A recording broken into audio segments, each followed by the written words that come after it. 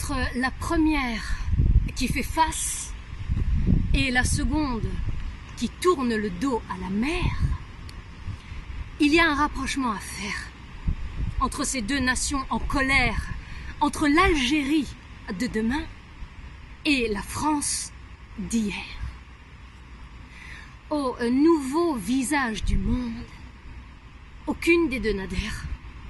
Et devant la mondialisation immonde, aucune des deux n'obtempère.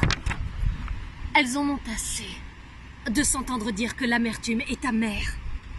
Et elles ont fini par cesser de prendre cette lourdeur à la légère. Leur problème, c'est le système. Le système du monde qui s'avère et ne peut s'avérer que délétère.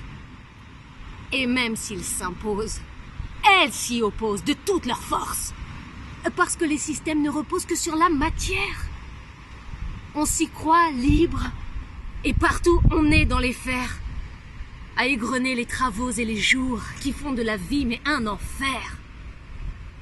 Et contrairement à ce que l'on rapporte, les exigences de ces deux états profonds ne sont pas du tout terre à terre.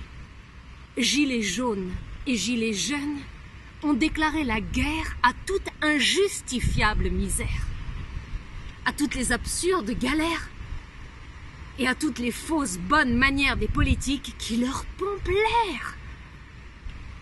Leur objectif est clair, rendre l'air plus respirable et le paradis perdu moins regrettable. Redonner un sens au sens pour avoir accès à un ciel plus ouvert, plus dégagé et moins austère. Et les deux peuples sont plus que jamais engagés à déconstruire leur passé pour reconstruire leur avenir. De remonter leur pente sans prendre la tangente. Et pour les deux, il ne peut y avoir d'horizon sans vertical, de réalité sans idéal, de bien sans volonté de s'affranchir du mal. Car les nouvelles générations supportent mal toutes les vieilles corruptions, tout comme les nouvelles exploitations de l'homme par l'homme. Et pas besoin d'attendre le jeudi, le vendredi ou le samedi pour apprendre que ces deux pays n'attendent point de réponse des plus hautes instances. Ils ont la réponse. Déterminer eux-mêmes leurs propres existences.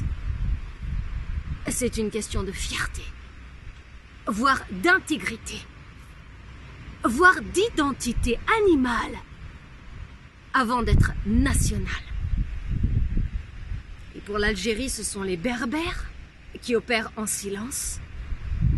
Et pour la France, ce sont de vrais révolutionnaires qui cherchent à s'emparer de la foudre, de l'éclair et du tonnerre pour mettre un terme à la philosophie de la misère. So amazing, so amazing, so amazing, it's amazing.